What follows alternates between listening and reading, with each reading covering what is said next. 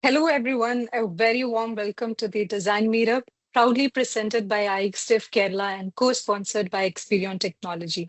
I'm your host, Yuvasree Ramesh, a designer. It's fantastic to see so many creative minds joining us for an inspiring session today. It's Tuesday, your most productive day of the week, so let's dive in. Think about this, guys. How does a metro station that's new to you know exactly where to guide your feet? How does a simple app predict what you want before you even ask? It's like mind reading, right? Actually, it's empathy through user experience. It's a process of asking, what does a human need right now? Then building a bridge to get them there. It is philosophy, it's architecture, it's storytelling, all hiding in plain sight right in front of you. Actually, we are living in a designed world. Take a look around you. The chair that you're sitting in, its ergonomic curve, or the keyboard, the tiny bumps on the F and J keys, or the grid layout deciding who you look at in this very call. Every detail was crafted for a very thoughtful reason. Today, we are talking about those moments when design is so good you don't even notice. That's the kind of story we are exploring today. And like the previous session, it's going to be quite different, guys. We will be having a casual conversation with our design enthusiasts where we will be unpacking those moments that you have absolutely felt, but you just never had the words for it. So, for you, we have assembled an exceptional trio today, each bringing a unique lens to explore the world around us. So, our first guest joining us is Sreeram, a 21-year-old veteran who decodes complexity, whether it's high stakes or world healthcare and oil gas, or the precise frequency of his audiophile collection. He knows exactly the difference between good and great. It lies in the details. Hi, Sriram. Hello. For a second, I And thought you were calling me a 21-year-old, so I was very happy about that. okay. All right. So, our second guest, we have Tilova, a product design leader who treats design as a behavior science. With 15 years of experience, she takes research out of the lab and into the real world. Outside work, she is part of several NGOs like Red Dot Foundations. Happy to have you, Tilova. Thank you. Next. Thank you. Next, rounding out the panel is Nimisha. She bridges the gap between physical and the digital with award-winning experience spanning fashion, textiles, tech. She brings a multi-sensory approach to design, and she is also an avid reader and a traveler. I'm happy to have you all today. So, guys, I've been wanting to bring this specific group together for a long time. It's rare to have such a perfect mix of perspective in one room. So, I'm genuinely excited to finally have all of you here. Welcome. Thank you. Thanks. Okay. All right. So, this is going to be conversation. So, I'll be starting with Sriram. So I want the human in you answering this question, not the design expert. All right? Cool. Okay. So can you tell us about a specific moment where user experience just hit you? I don't mean when you were, not before the screen when you're working, like when you as a user, you felt like someone really thought about you while experiencing this. Oh, definitely.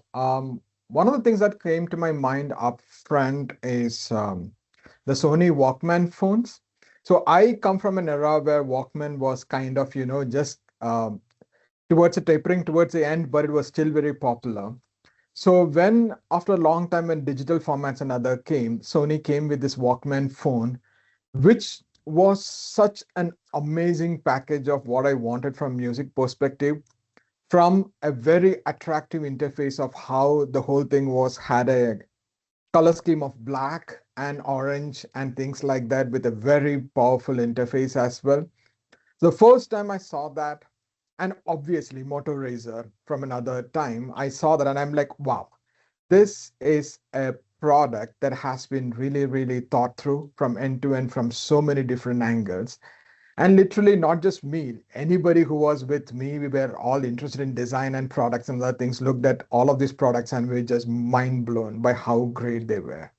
And from the functionality perspective, the first moment you hold them in your hand to how the edges feel, especially with Motor Razor, it was just an amazing experience, from that product perspective.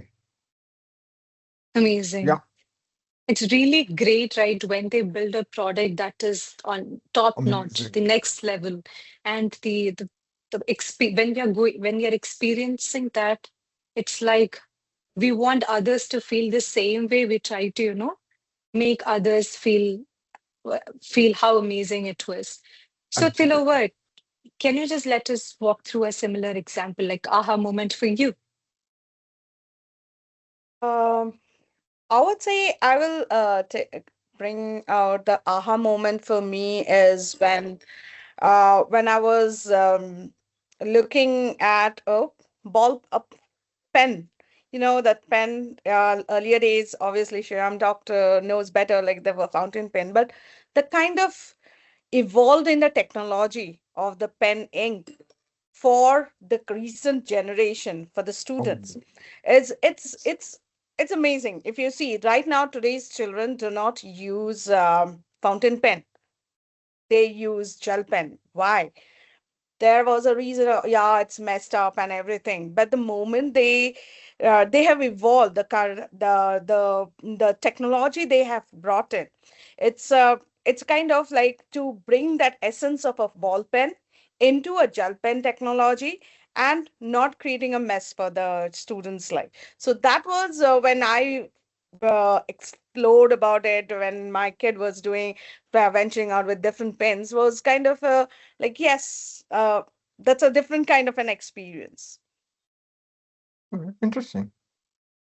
Yeah, like those are like the invisible magic, right? The upgrades that certain everyday products that they get. It's amazing how far it has gone. Hmm. So, Nimisha, over to you. What is the best experience that you had so far? Could be app, product, anything. Yeah, a step out of apps and digital and products. I will go back to my first experience when I went to USA.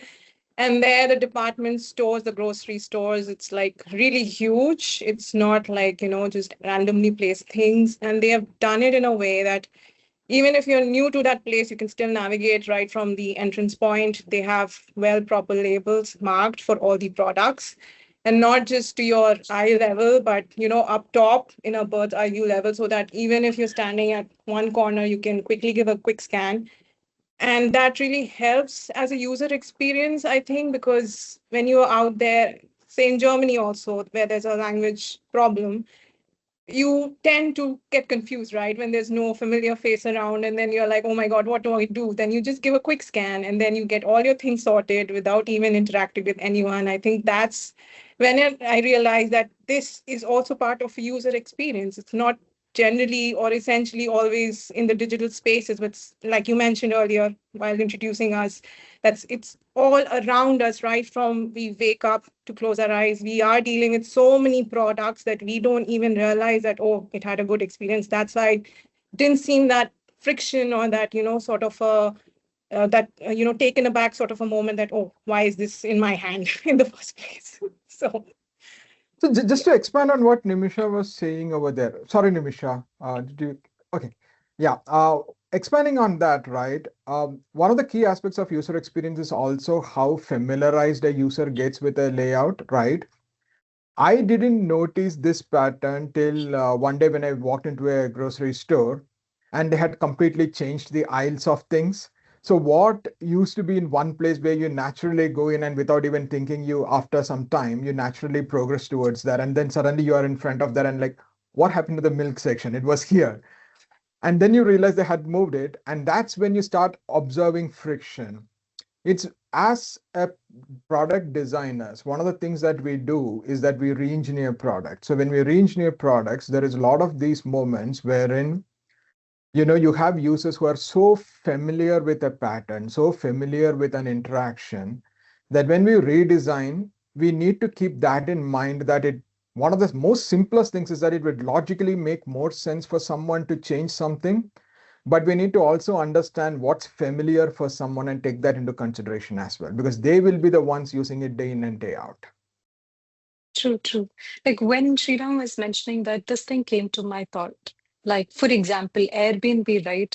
Their business model was that they brought something very new to the market. It is okay for, they made this concept like it's okay for us to go to a stranger's place and, just be comfortable around that. So how to bring a new concept, like a new product to the market, which the users are not familiarized with? What is the strategy there? What do you think, Tilova, about that? When you say a new product to bring in the market, I will get and hook into a hooks model. Hmm. Hooks model, the model has that your trigger to action to revert to investment. That's the model that. But it is just a framework to bring the new product into the market. But are you creating an ethical product or a product which will have a long-term success, or which will actually create that experience that you want, both good and bad, sort of a thing? For that, you actually need to ask this question as a designer, that if I am the user, am I going to use it? Like, is it going to improve the life of the user by using this product? So if that question, if you could answer that question, you are already a facilitator of that product, and that will already create the long-term success for the product. So for creating any new product in the market, I think the first thing, that question as a designer you should ask, like, are you going to use this product, or it is just for a purpose of business it has been done? Yeah, and I like to add on to it. It's like basically it follows, in my experiences, that it follows that same strategy. Is it making the user comfortable right from the get-go? Does it, like as Sriram also mentioned, it should be familiar enough, because whenever we are handling a new product in our phones or a desktop, we always like subconsciously it's already breaking all those complex information in a way. That's how our cognitive understands, okay, I've seen this somewhere in a previous app or whatever, and that's what leads to that behavioral experience. And that's why I think the strategy remains the same, to follow that same foundational framework that leads to that aha moment, because at the end you are tapping into the user's behavior, and we are trained already and living in that environment for quite some time now. So yeah. Just to add on Okay. to all of the thought, right? One more thing that a lot of app makers today, especially when it comes to mobile apps, what they do is that what's the lifetime of an app, right? Many people don't think or make an app that lasts a really long time unless they have a different strategy behind it, right? It's more like when you go into the gaming industry and you start realizing that you can't make a game very difficult right from the get-go, because if you do that, people will just give up very easily. But if you have enough levels where they get familiarized and they actually proceed little bit by little bit, that kind of gives them a boost to continue, right? But when it comes to our applications, we can't do that. It's more of try to figure out, rather than giving a long form, for example, can we break it down? Can we actually give them positive reinforcement, which says basically, oh, you are doing very well, or these many steps are there. It gets easier from this point onward, something like that. Which, if you can see from fitness apps to other things, there is always constant motivation of a user, especially when they are doing something long and tedious, right? So a lot of cues from different things can come into our industry as well, wherein we start looking at it from, if I'm making this app, is it going to last for a very long time? Because trends change every year, every 5 years, completely everything changes, right? Few years ago, everybody was okay with writing information. Now people are asking, can I just actually say it in an audio and can it interpret, right? Can I give you a document which everything is already pre-written? Can you extract and can you autofill it, right?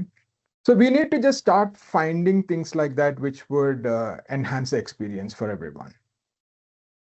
Mhm. I just want to add a contradict to it. Like, when we only think of uh, can I make it a long term? Can I make the user? It's only we are thinking from a perspective like how the engagement can be done. Like, how can we engage? Now, what is the drawback of that? Like it is killing, like you as a business, from a business perspective, they want to run their app to have their business. But when the user is using it, they are hooked to it. They are killing a lot of times. Like they are engaged with it. Yes, your businesses. But on the other hand, we are as a designer also creating some sort of a caveat. Like we are killing the social interaction kind of environment and breaking into it. And so that's another thing that it always hit me, like when we think of bring making an app from only from the concepts of engagement, taking the behavioral cue, what what is the harm that we are also bringing to the society? And that's one of the reasons why, even if you look at statistical modeling and things like that, everything is having a chat or a message or some other interface wherein you say, traditionally, you have been doing everything by yourself alone over here, but you know that you need to connect with people. And that's where things like teams and other things are kind of important, because you tend to get isolated, whether you are doing work or doing something else in case of engagement. So, yeah, we need to have that as well, a human connect as well. Yeah, I think it's not easy to build a product. That I Yeah. get it. It's going to be evolving based on their target audience, and it could be a slow and steady based on their target audience as well. So this gets me to another question. We are all building amazing products for our clients for different domains. So I would like to ask Nimisha, like, what is your approach that helps you most when when you get fussy ideas from the team? How do you streamline it? What's your, Yeah, yeah. yeah, that's a great question because yes, sometimes it's just like in the air, nothing is very tangible, what to do, what not to do. I think the best approach is to first, like, do the research. I think that's the framework with the right questions. But sometimes, due to constraints, yes, that is not possible. Then what's the other way around? You can't just sit and, like, be like wondering, what do I do? How do I turn them into great designs? So I think next best approach would be look to your competitors, see, dive deep into their flows and see like the direct ones, what is missing in there and how we can bridge it. And sometimes it's also like good like to see in the indirect competitors because you will be amazed that certain things get you inspired and just take all those inspiration and try to like work around your designs in a way that becomes an innovative edge in your requirements, right? And then once you have all those clarity, best way is to just have a rough sketch out and about because once there is a visual image out there, be it just a wireframe or even a lo-fi mock-up, it gives every stakeholder to see what you're talking about, where everyone has at, because we all have a perspective, right? And once we are talking, thinking things in our head, once it's out there visually, that's when you realize, oh, this is not what I thought it would look like, right? So once you have these things lined up in a process, that's when the discussion starts, and that's where all the fuzziness start to take shape and get a direction. So pretty much that's the process that I follow always. Amazing. When I connect with different designers, I try to get different approach. They just walk me through their approach. It is always different. And once it creates a ripple effect, trying to gather hats from each of them, and it will help me refine my process. Now, over to you, Tilava. I would like to know your approach. How do you deal with such cases? Um, yeah, there are a lot many times I have encountered fuzzy ideas, and I would remember one such case in one of my past experience. Like a stakeholder came to me and just told, like, I want to build something, a VR technology for the medical emergency in US, for US landscape. I know what technology I'm going to use. I'm going to use AI modeling and algorithms and all. But what I'm going to build, I don't know. But this is what I want, a VR technology in medical. And I was like, what are you solving for? The first thing that question came to me is like, okay, you know the solution, but you don't know what exactly you want to build. You don't know whom are you building for. US for what, for whom? For the US landscape, for whom you are building, why you are building, and what exactly you want to build. What exactly you want to build is a secondary question. The first question, for whom you are building and why you are building it. If your problem statement is not clear to you, uh, it is hard to find it. The solution doesn't exist actually. So whenever these kind of fuzzy ideas come, so it is very important because it happens that from the stakeholders, they have a lot of bubbling thoughts in their mind. They might have seen the market with this trending technologies which they want to bring in, to bring as a, so as a designer, the first process what I feel is to take the to navigate the stakeholders to the point where they actually understand the problem statement. If they start to understand the problem statement, they will help you out to do your next processes at user research or interviews or competitors. They will be your what should I, they will be your champions to help you do all these things. So but the first thing is like to make them understand. So that's my process, to make them realize that why you are want to do this thing and what is your problem statement.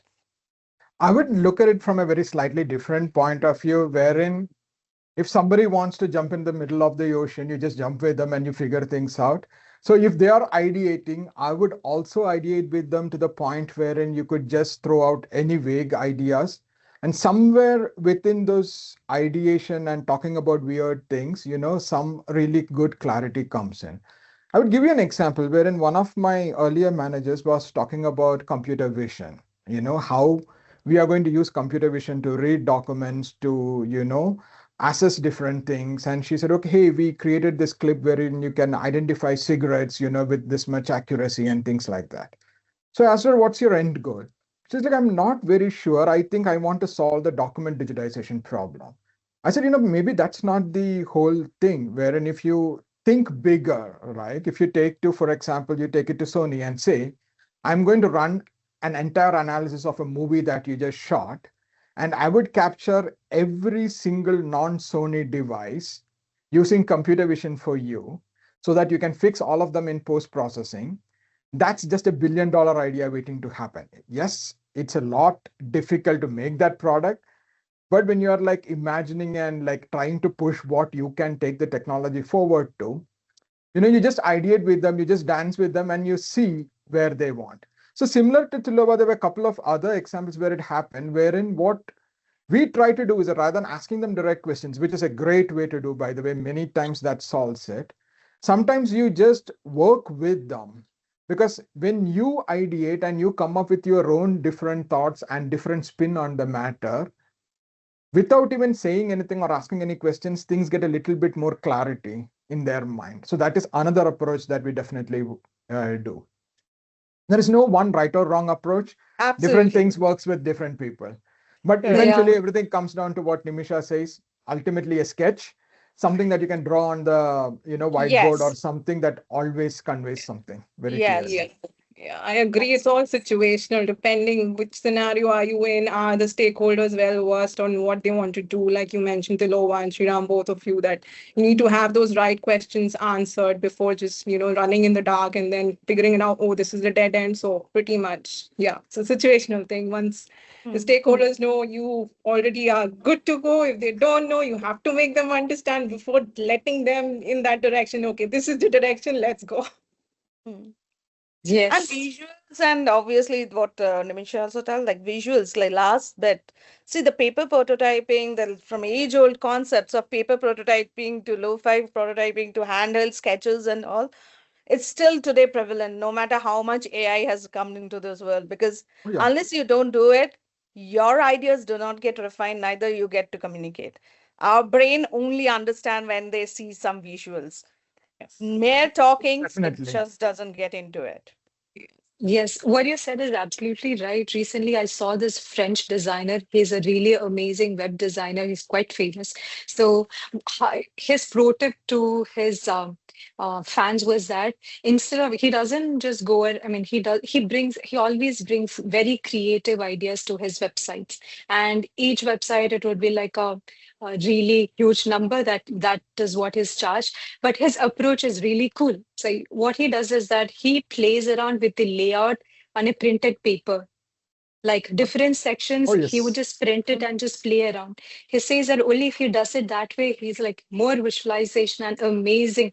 The websites that he's created out of the box, the concepts that Yes. he brings to the table. Yeah. So, yes. So Sriram, we were discussing, like you were saying, when brainstorming with vast team, right? A lot of members, there's a lot of ideas, right? All over the places. So how do we bring relevant ones to the life, relevant ones to the product? So that's part of the design thinking process, right? When you ideate very freely, and then you actually evaluate every idea on merit. Okay. Sometimes what happens is that we always say that you never know where a good idea comes from. Okay. And we're trying to solve a problem, and everybody's thinking in one direction. What someone very randomly says, would make it work. For example, we're trying to solve a problem of, we had like 10-step process, which was very like they didn't name it as 10 steps, but we knew it was 10 steps, right? But in the database and other things, it's just all over the place. And all of us were thinking it's not alphabetized, it's not, there is no queue, there is nothing that we could do. And then we were all planning to somehow visualize and bring it onto the screen. For example, I have seen dashboards where when you are displaying months, it's sorted alphabetically. It's not supposed to be sorted alphabetically, right? So, and then you look at it and like, what's happening over here? Why is January and then December and then Feb coming after and then, all over the place? So someone said, if only we could just number all of them in some way, that we can actually solve that problem. And then we started thinking, oh, yeah, it does work, but we can't tinker with anything in the database or anything. So we tried to create something that would work on the UI, assign a certain weightage to each of those things so that we can get things to display in a certain way, right? So when you ideate very freely, you kind of say a lot of things. And this, we know when me and Nimisha were working on one of the projects, right? We were trying to solve a problem of charging two different times, and we were coming up with so many different patterns, and every day we would do something and say like, this is the best one, and then we would go back and then like, no, no, no, I think I have found out something different, and that why that wouldn't work and the new system would work. So when you ideate and when you talk to peers and different people, that's when you get a breadth of ideas, then you can evaluate each on its merit and then take a call. Makes sense. Absolutely, right? Prioritizing things and working on the best one brings a lot of market value. It's going to be a Definitely. differentiator for the product. Tilova, over to you. When you're ideating, do you use any tools or any frameworks that help us refine our process? Uh, there are out there on the market, there are a lot of tools, but frankly speaking, none of the tools works when you are ideating. It's just in the theories. Like in theories, there are a lot of tools, and it's ultimately in the practical world, it's a mix and match of everything, right? From the design thinking to Hurt framework to Hooks model, everything you talk about, it is just parts and pieces you take up when you are practically designing. So, not as such, I have used very definitive tool, but for ideating, my key goal is to like not to deviate. I follow an approach of narrow to broader, kind of like whenever there is an idea, I try to pick up the words or connected concepts and pick up one, and then try to broaden that concept a little bit slowly, step by step, scaffolding methods. uh that's because what I feel, when you narrow your search first and then try to broaden, your ideas explode and it starts to get more validated response, rather than if going from a broader to a narrow approach. So that's my personal way of approach of ideating. Showing my age again over here, one of the strips in Calvin and Hobbes says that, what are you waiting for? You're waiting for inspiration. And what does it mean? It's last minute panic. So a lot of times when we do last minute Absolutely. packing is when we get the best ideas out there. Absolutely. Like it's always happened that the last, like in the last minute, okay, now the presentation has to go, or the we need to show it up. It's the time when the best idea starts to click. Oh yeah. It is. Like I'm so worried about your blood pressure. You guys, you all are like not right now. For me, I'm like I need to be super organized. I need to figure out it in the way first itself. But nice. But what about you, Nimisha? I think pretty much I agree to what Tilova and Sreeram said, that it's like no right or wrong way to ideate. Best way is to collaborate like with different minds in that particular problem. I think that sparks a lot of different ideas because we all have so many different perspectives that, sometimes we just tend to like, overlook it, but only when you realize that, oh, someone said it, oh, this was already there. Why didn't we realize it?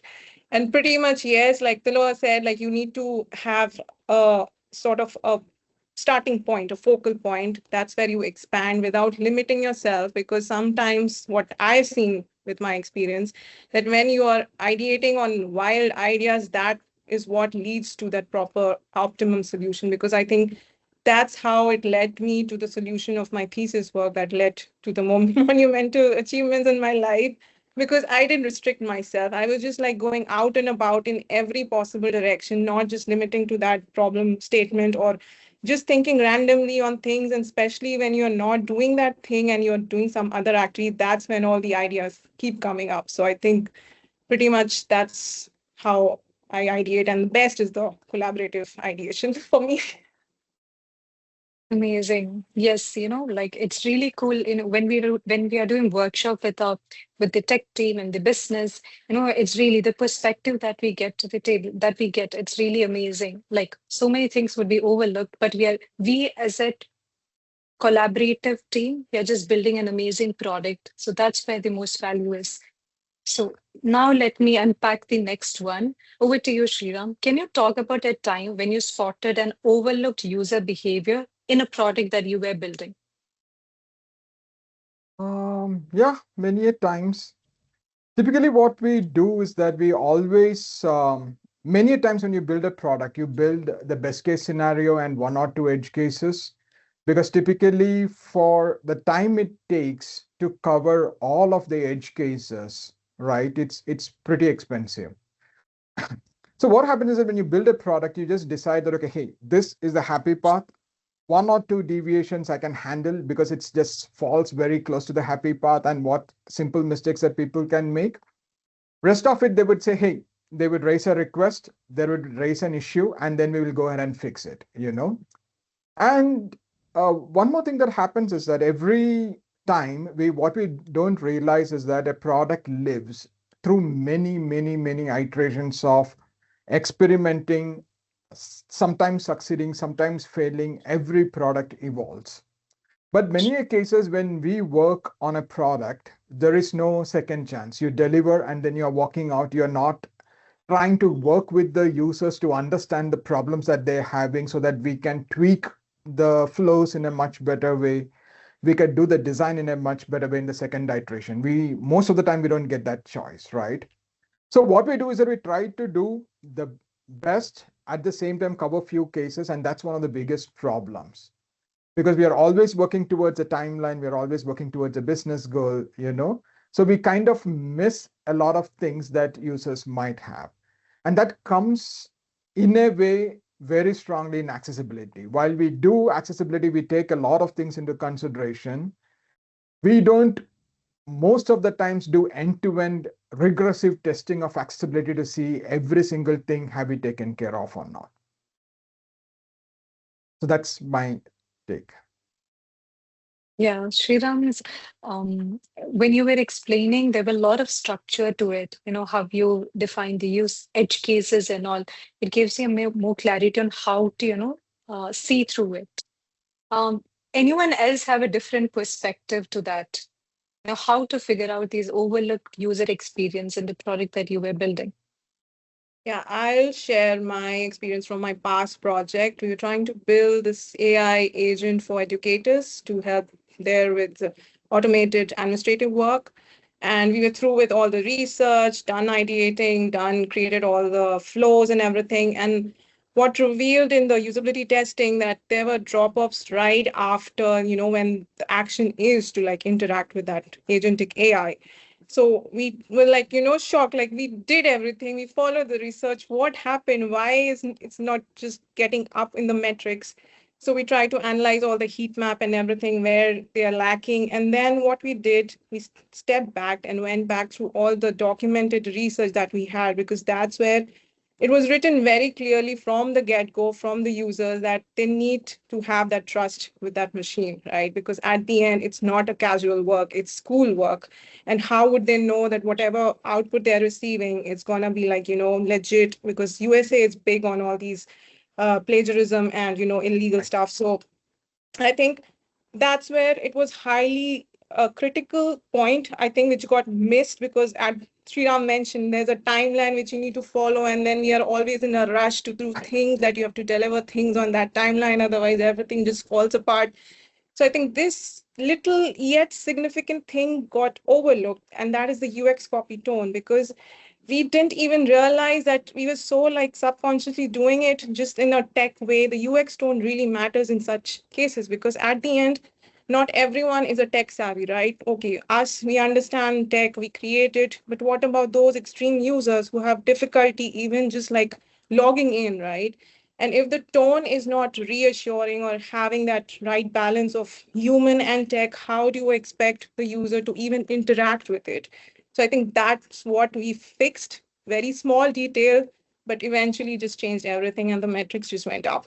So I think these little significant things we often tend to just overlook, thinking, assuming with our assumptions that, oh, this is not that critical of an order while designing interfaces. But I think it's again behavioral pattern in the UX.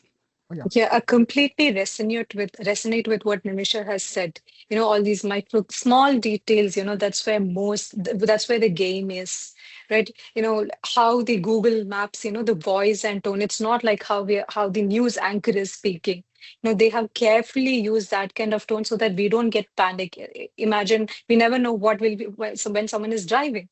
And it's very important, to think about these small things that nobody cares to think about, but that's where we designers are there, right, to elevate the experience. This gets me to a conversation I had with Tilova. So I want to know your perspective on this. I would say most of the time, be it a physical product or a digital product, people forget uh, to come to that feedback mechanism. Like you have done something and you expect a reply against it. Like uh, suppose you have raised a query and you have sent a mail, no reply. You don't know whether your mail has gone into a junk box or spam. Like you don't know. So there is no feedback. You have done some payment, no feedback. Is it like the money is debited or or it is stuck somewhere? All the legacy applications, they do not give they feel like it is auto, like people, the user will know by then by themselves only that okay, I've done the work, the action is done, whether it is stuck, it has failed somewhere. So for me, this is one experience that, especially not the new gen apps, they are evolving definitely, but mostly the or like physical space related, experiential related work, or hospitals or banks or these kind of places, they still need to improve this user behavior of giving a feedback or giving a confirmation message and all these things. So I guess that's one thing that really needs because human needs validation. When you are doing something, you need that validation that it is done. Obviously. So if you keep it as an open end, it creates frustration and it creates anxiety. Yeah. I'd like to add on to that because when initially WhatsApp started with voice calling, right?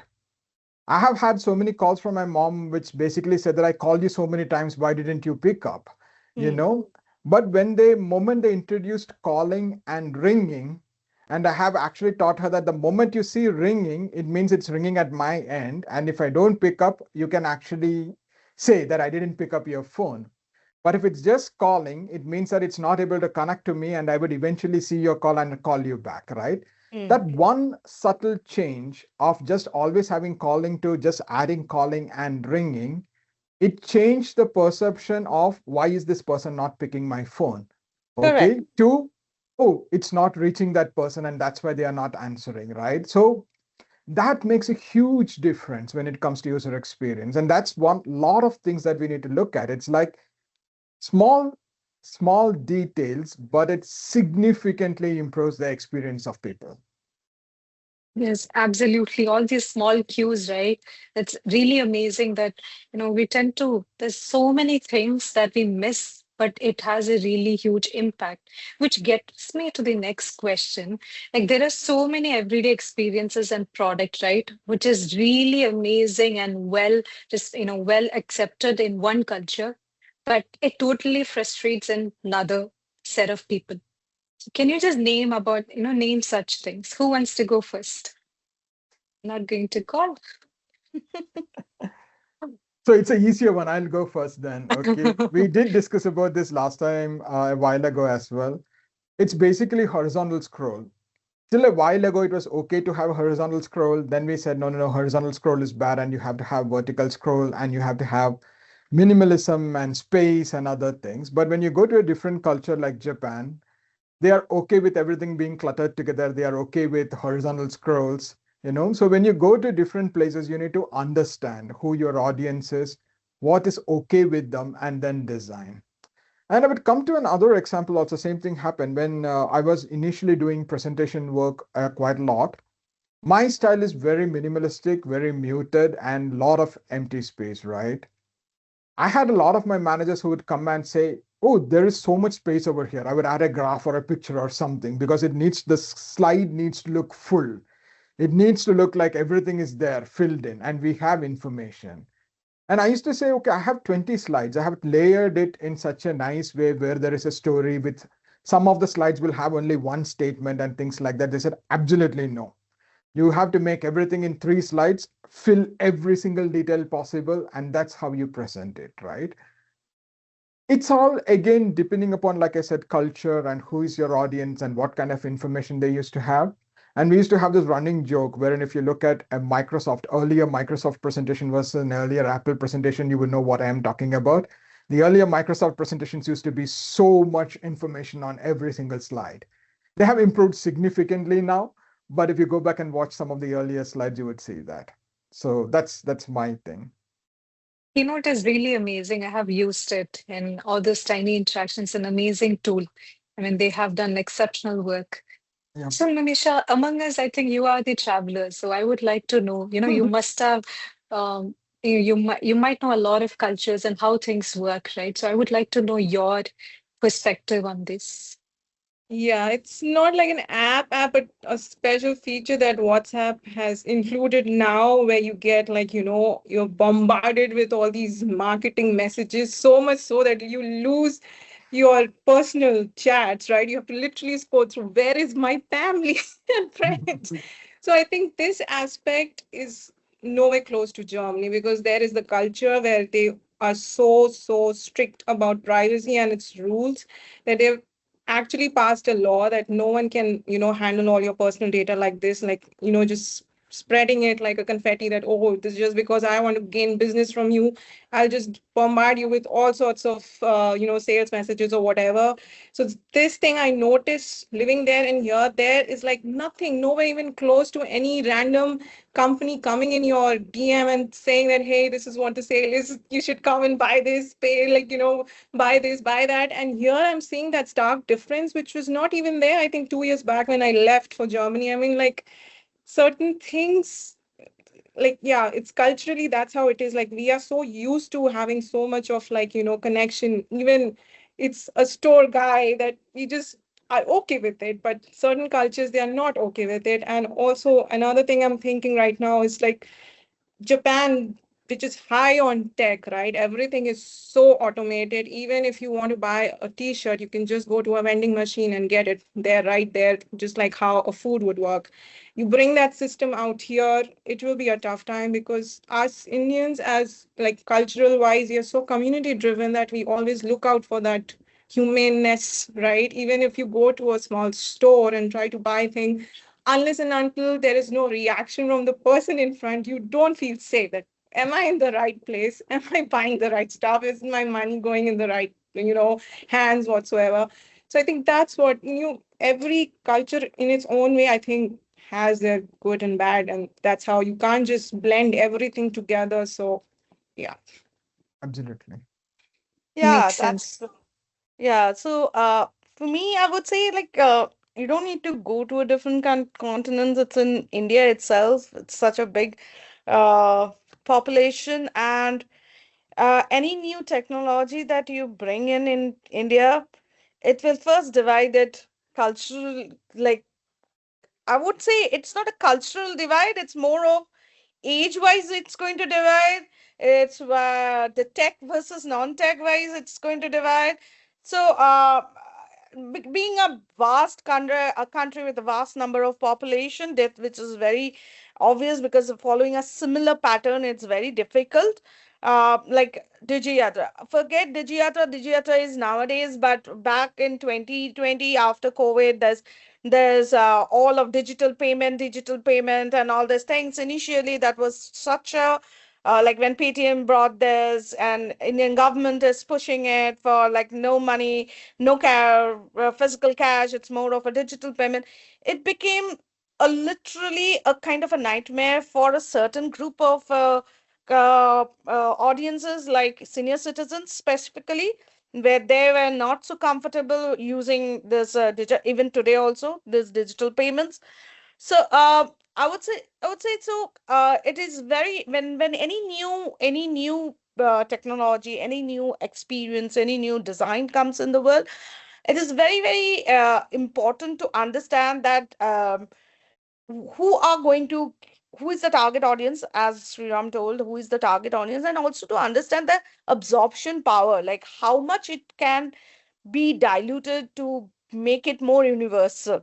So that is a very that needs to be thought well in advance before bringing up any kind of an experience. But True. but Absolutely. but thinking about on the same lines, right? Most of the things that are convenient today went through a phase wherein it was kind of you're not going to adapt, you don't know how the audience is and so on, right? So when you design an experience, the question is, are you designing an experience for someone today, or someone today to learn that when the next generation comes, this becomes part of that generation, and they don't even understand that there was a learning period, adjustment period, and so on and so forth, right? So when you talk to a lot of people today, yes, we had an adoption problem with the digital thing, but when you go anywhere today, it's so convenient. Every single place, every single thing has a digital payment. 5 years down the line, oh wow, we look at it as a tremendous success, but there were growing pains. There were problems with the adoption, right? Every piece of information goes through that process wherein, as an experienced person, as a business person, you take a call saying that how much percentage of today's people are you going to cover, and how much percentage of people are you going to convert over a period of time. Because if you want a technology, a product, or something to have a lasting impression, you need to always know who is your audience today and who is going to be your audience tomorrow, and how to make sure that this product sustains through that lifetime. Absolutely agree. I agree with your point. We need to know who is the audience today and who is going to be the audience for tomorrow. But when you make it a point, like from in case of who is the audience today, you are leaving a larger number of an audience who cannot adapt to it. Definitely. Till today, if you see the senior citizens, They struggle. they're not comfortable with digital payments. So you are still leaving that caveat or leaving that portion of the audience. And If you are not giving that option for them to be in their comfort zone, then you are creating a bad experience. Absolutely, absolutely agree. Yep.